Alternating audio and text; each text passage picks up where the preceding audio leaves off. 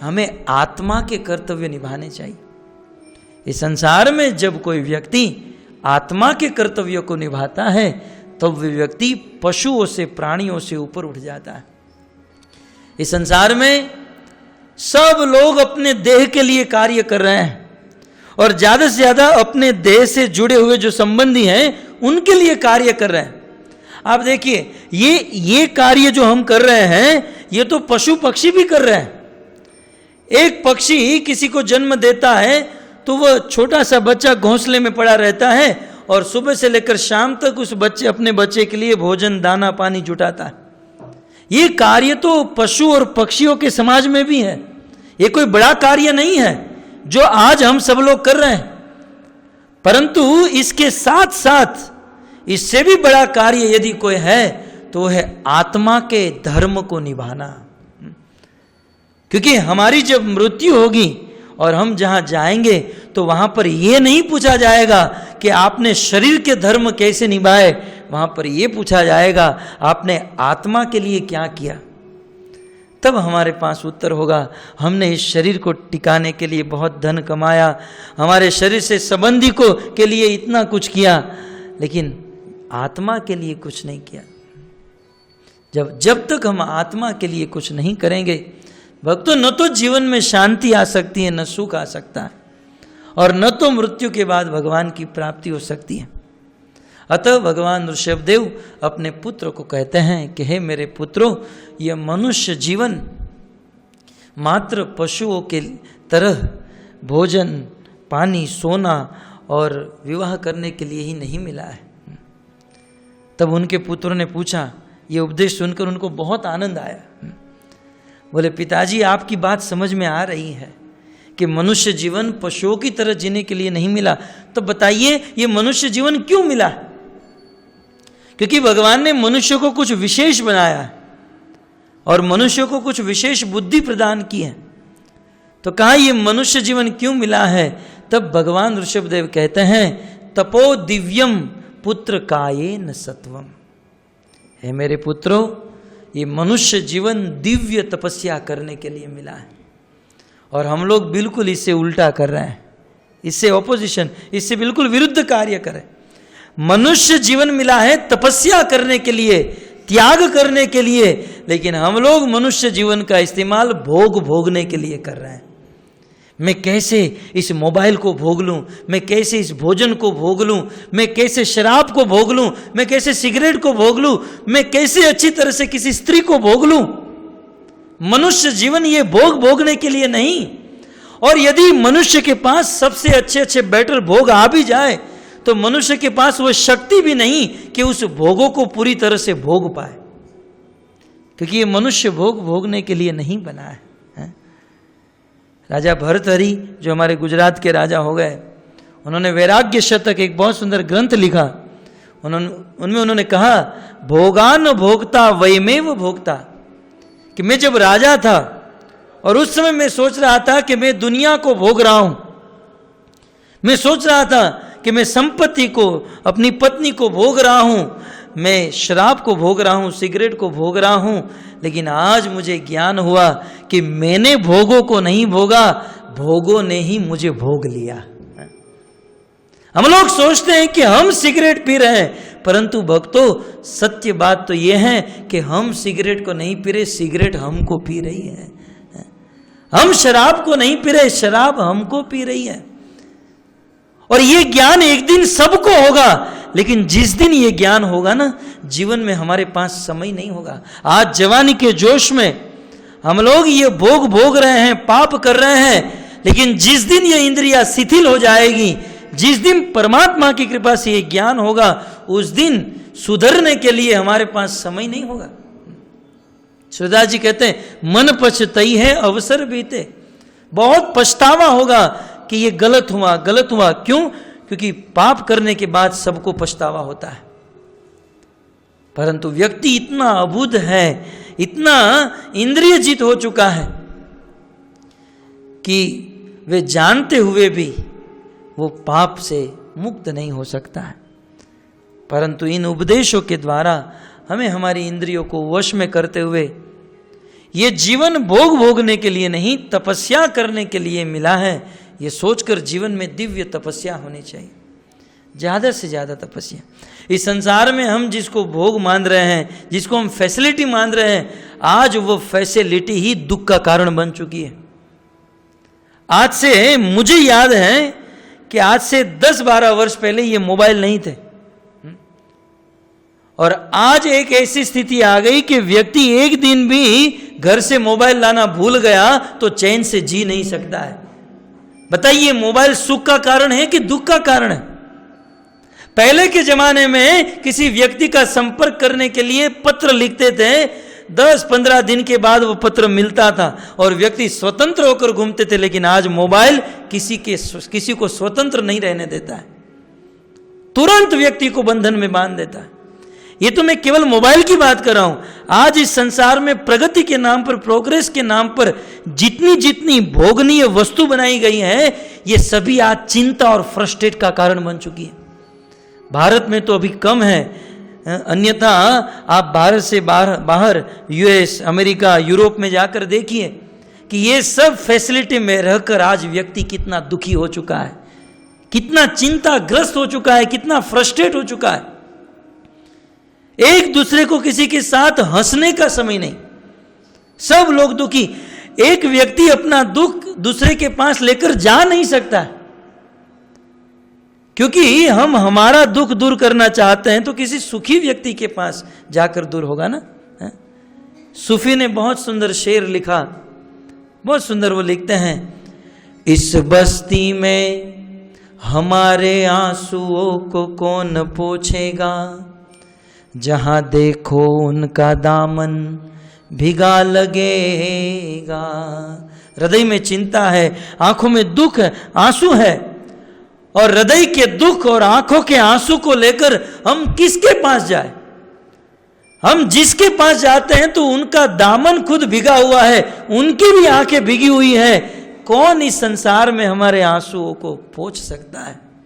आज सारा संसार दुखी है, सब लोग चिंताग्रस्त है, इस प्रोग्रेस के नाम पर, भोग भोगने के नाम पर। मनुष्य जीवन भोग भोगने के लिए नहीं। भक्तों, विचार कीजिए, आज की फैसिलिटी में रहकर व्यक्ति जितना दुखी है, मनुष्य समाज इतना दुखी पहले कभी नहीं था।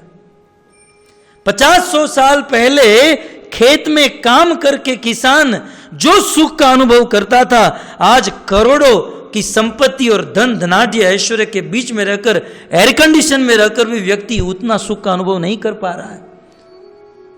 क्योंकि भोग बढ़े तो भोग के साथ चिंता भी बढ़ी, दुख भी बढ़े।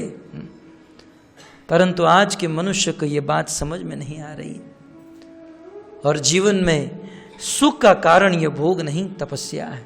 भक्तों, 10 रुपये हमारे शरीर के लिए खर्च करके जितना आनंद मिलता है, उससे कोटि गुना आनंद जेब से 10 रुपया निकाल कर किसी को देने में जो मिलता है ना, उतना अपने ऊपर खर्च करने में नहीं मिलता है।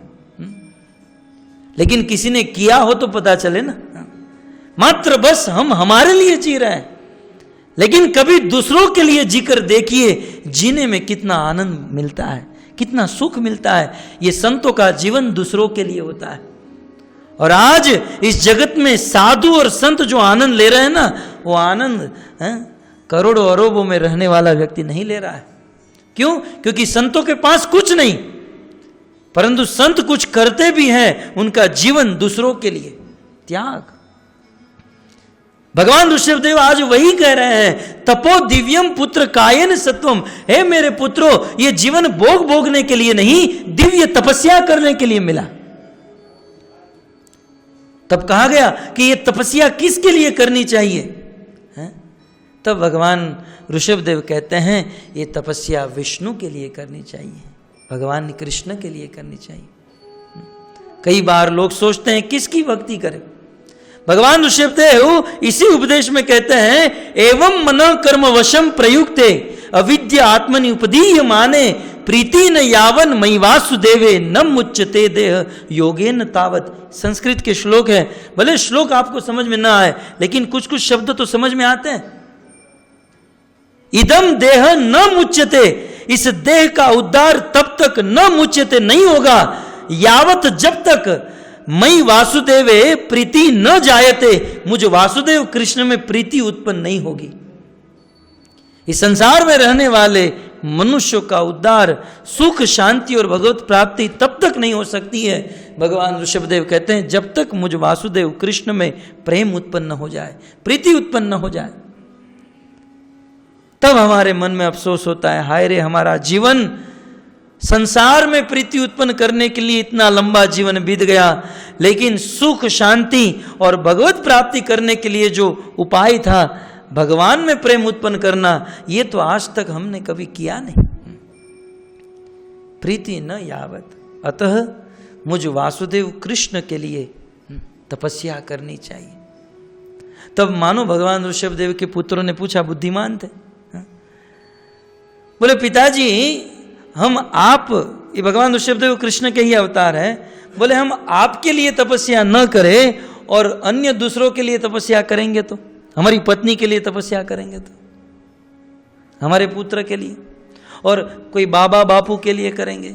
आज समाज में बहुत चल रहा है, भागवत में पूछा गया, भगवान ऋषभदेव ने कहा, मई वासुदेवे, मुझ वासुदेव कृष्ण को छोड़कर अन्य किसी के भी लिए तपस्या करोगे तो हो सकता है थोड़ा सा धन मिल जाए, थोड़ी सी संपत्ति मिल जाए, परंतु जीवन में संतुष्टता, संतोष नहीं मिलेगा। और इतिहास साक्षी है भक्तों, आप इतिहास के पन्ने खोलकर देखो कि हमारे इतिहास में बड़ी बड़ी तपस्या करने वाले हो गए। रावण, त्रेता युग में रावण हुआ, उनकी तपस्या कितनी बड़ी, ऐसी तपस्या रामायण में वर्णन है। रावण ने अपने 10 मस्तक थे, 10 मस्तक एक एक करके यज्ञ कुंड में डाल दिए शिव जी को प्रसन्न करने के लिए। आज इतनी बड़ी तपस्या कोई कर सकता है? अपने 10 मस्तक यज्ञ में डाल दिए और शिव जी प्रसन्न हो गए। प्रसन्न होकर शिव जी ने सोने की लंका भी दे दी।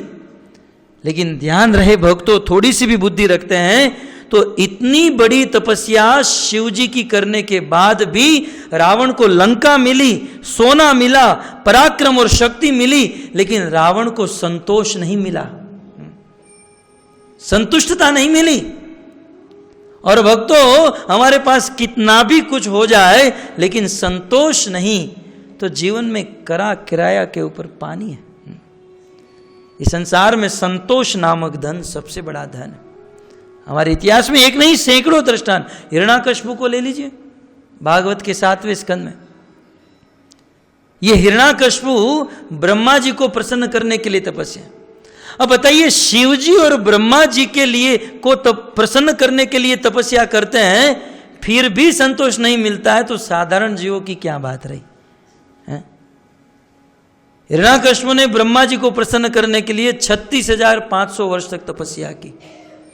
ऊर्ध्व बाहु नभो दृष्टि पादांगुष्ठा श्रितावनी, बहुत भयंकर उदंड तपस्या की थी हिरण्याकश्यप ने। 36,500, आज तक इतिहास में किसी ने ऐसी तपस्या नहीं की। और हिरण्याकश्यप की तपस्या से ब्रह्मा जी प्रसन्न हुए, हिरण्याकश्यप को वरदान भी दिए, लेकिन फिर भी हिरण्याकश्यप का चित्त पवित्र नहीं हुआ, उनका हृदय शुद्ध नहीं हुआ, उनके हृदय में संतुष्टता नहीं आई, संतोष नामक धन। परंतु जो जो लोग कृष्ण की शरण में गए, अब उसी के साथ ध्रुव महाराज को ले लीजिए, ये सभी कथा भागवत में। ध्रुव महाराज ने भगवान विष्णु को प्राप्त करने के लिए तपस्या की, और उद्देश्य क्या था कि मुझे मेरे पिताजी से भी बड़ा राज्य चाहिए, मुझे राजा बनना है। भगवान की तपस्या की है राजा बनने के लिए, और जब 6 महीने में भगवान उनकी तपस्या से प्रसन्न हो गए, प्रकट हो गए, तब ध्रुव महाराज के अंदर जो ये इच्छा थी राजा बनने की, वो भी कह दिया, महाराज अब तक मेरे मन में था कि मैं राजा बनूं, लेकिन आपको देखकर स्वामी कृतार्थ अहम वरम न याचे, अब तो मुझे कुछ प्राप्त करने की इच्छा नहीं। ये है भगवान श्री विष्णु की कृपा। भगवान श्री विष्णु को छोड़कर अन्य किसी की भी तपस्या करते हैं तो ऐश्वर्य मिल सकता है, भोग मिल सकता है, लेकिन हृदय में संतोष नहीं मिल सकता है, चित्त पवित्र नहीं हो सकता। लेकिन जो लोग भगवान श्री कृष्ण के लिए तपस्या कर, चित्त पवित्र, संतोष प्राप्त हो जाता है। और इस संसार में जिसको संतोष प्राप्त हो गया ना, वो व्यक्ति वास्तव में परम प्रसन्न और सुखी हो गया। तो भगवान ऋषभदेव कहते हैं कि हे मेरे पुत्रों, भगवान विष्णु या कृष्ण या राम के लिए तपस्या करनी चाहिए। तो मानो उनके पुत्र ने पूछा कि पिताजी ठीक है, आपकी बात समझ में आ रही है, आप लोगों को आ रही है? हैं? इस श्लोक की व्याख्या बहुत बहुत हो सकती है, एक एक शब्द के ऊपर बहुत बोला जा सकता है, परंतु आप लोग बुद्धिमान हो, आप सब लोग महान हो, ऑलरेडी भक्त हो, इसलिए मैं इतनी व्याख्या नहीं कर रहा हूँ, केवल इसका संक्षिप्त अनुवाद कर रहा हूँ। तब मानो पूछा कि आपकी बात पिताजी समझ में आ रही है, परंतु अब ये बताइए कि भगवान विष्णु की तपस्या करने से क्या मिलेगा? कहते हैं शुद्धेत यस्मात् ब्रह्म सौख्यम त्वनंतम। राम, विष्णु और कृष्ण, इन तीनों में से किसी की भी यदि भक्ति करते हो तो शुद्धेत यस्मात्, सबसे पहले यह हृदय शुद्ध हो जाएगा। और इतना ही नहीं, जब हृदय शुद्ध हो जाता है ना, तो ब्रह्म सौख्यम, ब्रह्मानंद का सुख प्राप्त हो जाता है। बहुत सुंदर नित्य सुख।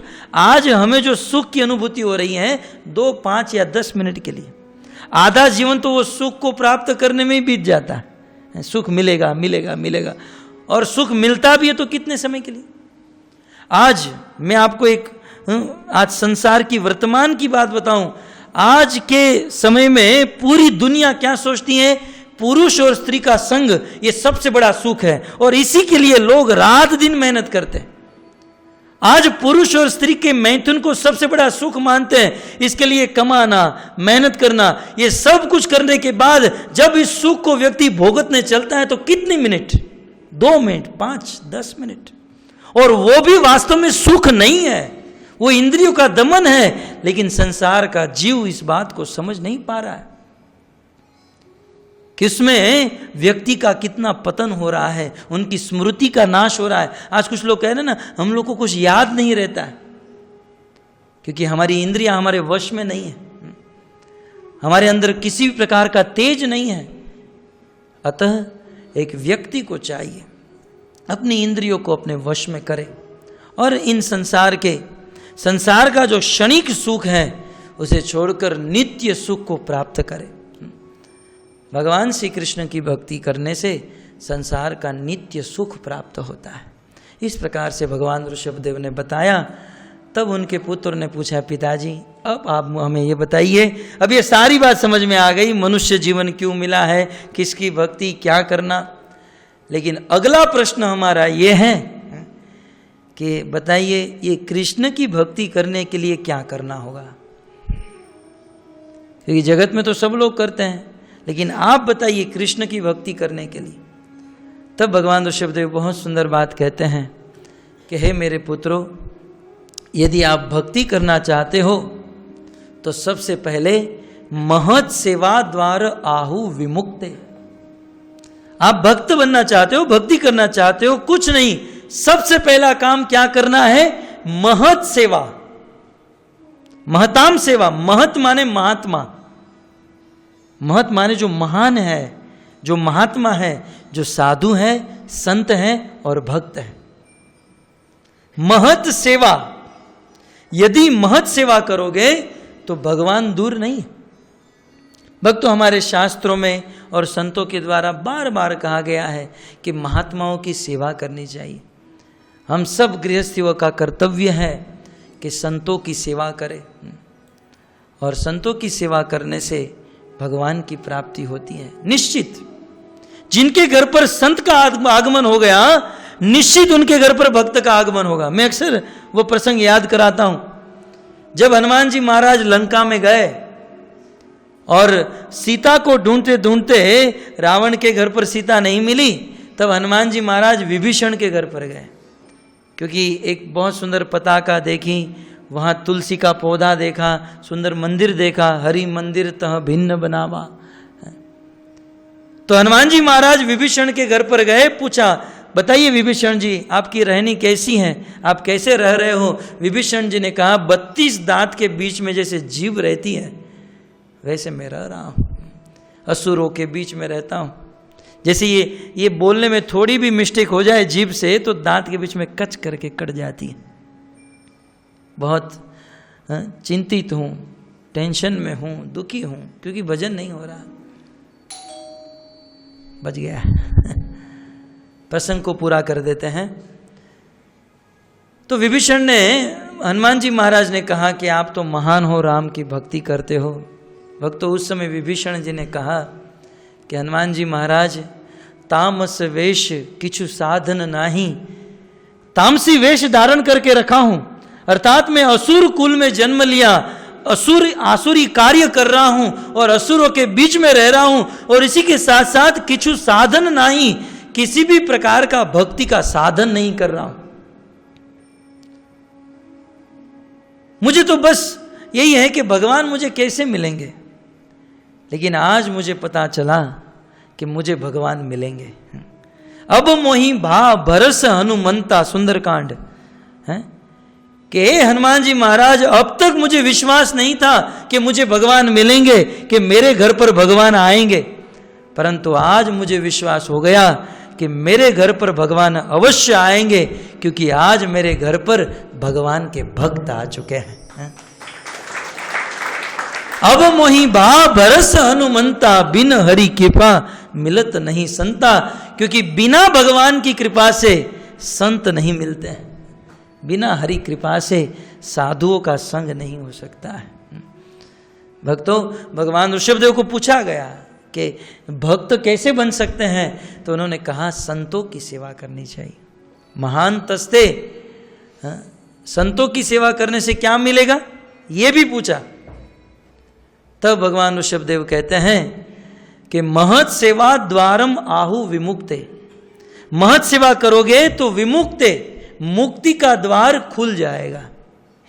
महात्माओं की सेवा करने से हम इस जीवन में भी सुखी हो जाएंगे और भगवान के धाम में जाकर भी सुखी। और उससे बिल्कुल विपरीत, ऑपोजिट बात बताई, महत सेवा द्वारम आहु विमुक्ते, महात्माओं की सेवा विमुक्ति का द्वार है। परंतु महात्माओं से उल्टे जो विरुद्ध है ना, महात्माओं से विरुद्ध चलते हैं कुछ पापी जो भक्ति नहीं करते हैं, भजन साधन नहीं करते हैं, ऐसे लोगों का संग करने से, ऐसे लोगों की सेवा करने से क्या होगा, कहते हैं तमो द्वारम योषिता संगी संगम। जो भक्त संत नहीं है, उनका संग और उनकी सेवा करने से नरक का द्वार खुल जाएगा। दोनों चीज अब हमारे हाथ में। भागवत तो दर्पण के समान है, हमें दर्पण, एक आईना, एक कांच की तरह हमारे सामने भागवत खड़ा है। हमें अपने आप को देखना है, हम कहाँ पर हैं। हम हमारे जीवन में महात्माओं का संग करते हैं, महात्माओं की एसोसिएशन में हम लोग हैं, कि फिर संसार के बस भोग भोगने वालों के साथ ही रहकर हम लोग भोगी बन चुके हैं। तो भक्तों, भगवान ऋषभदेव कहते हैं उस व्यक्ति की उन्नति बहुत जल्द होगी जो अच्छी संगति में रहेगा। भक्तों, आपको किसी भी व्यक्ति को जानना है ना, उस व्यक्ति को मत देखो, उस व्यक्ति के ग्रुप को देखो, इसके मित्र कौन है। क्योंकि किसी भी व्यक्ति की पहचान उसकी एसोसिएशन, उनके संग से होती है। इनके साथ कौन उठता बैठता है, बस वो व्यक्ति समझ में आ जाएगा। यदि कोई व्यक्ति साधुओं के साथ उठता बैठता है, वह व्यक्ति साधु है, फिर भले डायमंड मार्केट में है, बहुत बड़ा बिजनेसमैन है, pant shirt jeans T shirt भले कुछ भी पहने, कपड़ों से कोई लेना देना नहीं। ये भक्ति कपड़ों के ऊपर डिपेंड नहीं है, या मुंडन शिखा के ऊपर डिपेंड नहीं है। भक्तों, भक्ति तो भाव राज्य की बात है, भक्ति तो गुणों का विषय। आगे अब समय तो नहीं है हमारे पास, लेकिन अगला प्रश्न पूछा कि पिताजी अब अंतिम जवाब दे दीजिए कि आपने कह दिया भक्ति मिलेगी भक्तों का संग करने से, तो बताइए भक्त किसे कहते हैं, संत किसे कहते हैं, साधु किसे कहते हैं। क्योंकि आज के वर्तमान में साधुओं को पहचानना मुश्किल हो गया है। सच्चा साधु कौन, बहुत मुश्किल, क्योंकि सब लोग समाज का आदर प्राप्त करने के लिए, मान प्रतिष्ठा करने के लिए साधु का चोला पहनकर बैठ गए। लेकिन भगवान ऋषभदेव ने पहले ही कह दिया, साधु वेश धरी साधु न होई। मात्र साधु के कपड़े को पहनने से कोई साधु नहीं बन जाता। ये 220 रुपए के धोती कुर्ता पहनकर कोई साधु नहीं बनता। साधु बना जाता है गुणों से। जब ऐसे गुण हमारे हृदय में हो, और उस गुण का वर्णन भी भगवान ऋषभदेव करते हैं, महान तस्ते समचिता प्रशांता, तितिक्ष्वा कारुणिका सुहृद सर्वभूतानाम, जिनके अंदर सहनशीलता का गुण हो, जो सभी जीवों के प्रति समान हो, किसी के प्रति राग नहीं, द्वेष नहीं, जो किसी के भी प्रति शत्रुता न रखे, और जो शास्त्रों के अनुसार अपना जीवन बिताए, और जो उपदेश दे उसका पालन अपने जीवन में करे, ऐसे अनेकों गुणों का वर्णन करते हैं। साधु इसे कहा जाता है। और भक्तों, रामायण में भगवान श्री विष्णु के पार्षद गरुड़ जी ने काकभूषणी जी को पूछा कि हे काकभूषणी जी, बताइए संत किसे कहते हैं। उस समय काकभूषणी जी गरुड़ जी को कहते हैं कि गरुड़,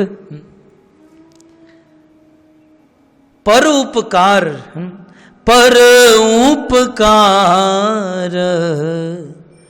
वचन मन काया। बहुत सुंदर चौपाई। पर उपकार वचन मन काया, संत स्वभाव सहज खगराया। एक खगों के राज, ए पक्षियों के देवता गरुड़ जी, इस संसार में संत उसे कहा जाता है जो परोपकार, जो अपनी वाणी से, अपने मन से और अपनी इंद्रियों से मात्र दूसरों का उपकार करे, इसे संत कहते हैं। संत की परिभाषा यदि एक वाक्य में दी जाए तो संत कौन? जिसका जीवन दूसरों के लिए हो, बस मात्र अपना भरण पोषण करने के लिए दूसरों से पैसा भीख मांगता रहे और मात्र अपनी जेब भरने वाला कोई साधु और संत नहीं कहा जाता। संत समाज से कुछ लेता नहीं, भक्तों संत समाज को देता है। देने वाले को संत कहा जाता है और लेने वाले को तो पाखंडी कहा जाता है। संत का काम है विनोबा भावे, हमारे इतिहास में हो गए विनोबा भावे। उन्होंने बहुत सुंदर बात बताई कि एक संत को, एक साधु को समाज से कम लेना चाहिए और समाज को ज्यादा से ज्यादा देना चाहिए। संत उसे कहते हैं जो समाज से बहुत कम ले, मात्र अपने शरीर को टिकाने के लिए, और समाज को ज्ञान का प्रकाश करे, अपने आचरण से शुद्ध भक्ति का प्रकाश करे। वो इस संसार का और समाज का वास्तविक संत है। भारतवर्ष का वह सच्चा ऋषि है जो दूसरों को देता है। संत मात्र देता है, वो कभी किसी से लेता नहीं। और ऐसे संतों के साथ बैठोगे, ऐसे संतों के मुख से कुछ सुनोगे तो जीवन धन्य हो जाएगा, यही जीवन वैकुंठ बन जाएगा। नहीं तो चाणक्य पंडित ने नीति शास्त्र में कहा है कि जीवन में कभी साधुओं का संग नहीं, घर पर वैष्णव का आगमन नहीं, और रात दिन वही पत्नी, बच्चों और वही समाज और दुनियादारी में लगे रहते हैं, तो नरक में जाने की जरूरत नहीं। यत्र नरक इव ही, जीवन ही नरक बन गया है। क्या नरक में जाओगे? नरक जैसा तो जीवन है। लेकिन जो साधुओं की संगति में बैठते हैं, भागवत सुनते हैं, भगवान का शुद्ध प्रसाद खाते हैं, जीवन में, जीवन के अनेक मोड़ पर अवसर आने पर साधु संतों की सेवा करते हैं, उनके लिए वैकुंठ में जाने की जरूरत नहीं। भगवान की कृपा से ये जीवन ही उनके लिए वैकुंठ बन जाता है। ये जीवन ही वैकुंठ। अतः इस जीवन को वैकुंठ बनाए। आज समस्त नेता और सब लोग सोचते हैं राम राज्य आ जाए, राम राज्य आ जाए। भक्तों, आज भी राम राज्य आ सकता है, परंतु राम को लाने के लिए, राम राज्य को लाने के लिए पहले राम को लाना पड़ेगा ना। हम चाहते हैं कि हम खुद रावण बनकर बैठे और राम राज्य आ जाए, कभी हो सकता है? कभी नहीं। राम राज्य लाने के लिए, देश में, समाज में शांति लाने के लिए पहले भगवान को लाना होगा। भगवान को माध्यम रखते हुए जब हम कार्य करेंगे, जीवन में हम जो कार्य कर रहे हैं करें। हम ऐसा नहीं करते हैं सब कुछ छोड़ो, आप जो कर रहे हो करो, परंतु सार यही है कि अपने जीवन में अपने कार्यों के साथ भगवान को जोड़ो। बस आप जीवन में भगवान को जोड़ दिया, जीवन कितना आनंदमय हो जाएगा। अब प्रश्न एक ये रहता है कि हमारे जीवन में भगवान को कैसे जोड़े, तो इसका जवाब आने वाले गुरुवार को मिलेगा। तब तक के लिए सबको हरे कृष्णा कृष्णा कृष्णा हरे हरे। बटुक भाई जीवाणी की ओर से है। वास्तव में हमारा इनके साथ बहुत संपर्क रहा। बहुत वर्ष पहले हम लोग नेबर थे, पड़ोसी थे, इनके साथ रहे और इनकी माताजी के साथ भी हमारा बहुत सुंदर संग रहा, संपर्क रहा। और बचपन में इन्होंने हमारा बहुत ध्यान भी रखा। मुझे आज भी याद है कि बटुक भाई की पुत्री जलपा बहन, जब मैं पहली कक्षा में था तब मुझे स्कूल में छोड़ने के लिए आती थी। बहुत सुंदर परिवार है, सत्वगुणी परिवार है, और इनके साथ हमारा बहुत संपर्क रहा। और मुझे बहुत आनंद की अनुभूति हुई कि बीच में 10 साल के लिए हम लोग बिछड़ गए थे, परंतु जब वापस मिले तो इस कृष्ण भक्ति के प्लेटफॉर्म पर हम सब लोग एक साथ मिले, तो हृदय में बहुत आनंद का अनुभव। और भगवान से यही प्रार्थना है कि हम सब लोग साथ में रहे, भगवान की भक्ति करें, सुखमय जीवन बिताए, और सब लोग एक साथ भगवान के धाम को प्राप्त करें और वहाँ जाकर कथा कीर्तन में आनंद मग्न रहे। आज के इस दिन में मैं श्री राधा गिरधरी जी से प्रार्थना करता हूँ कि बटुक भाई के परिवार को सुख, शांति और शुद्ध भक्ति प्रदान करें, उनके जीवन में उत्तरोत्तर प्रगति होती रहे और भगवान अपनी कृपा इस परिवार पर बरसाए। इनके लिए एक बार महामंत्र बोलेंगे, हरे कृष्णा कृष्णा कृष्णा हरे हरे,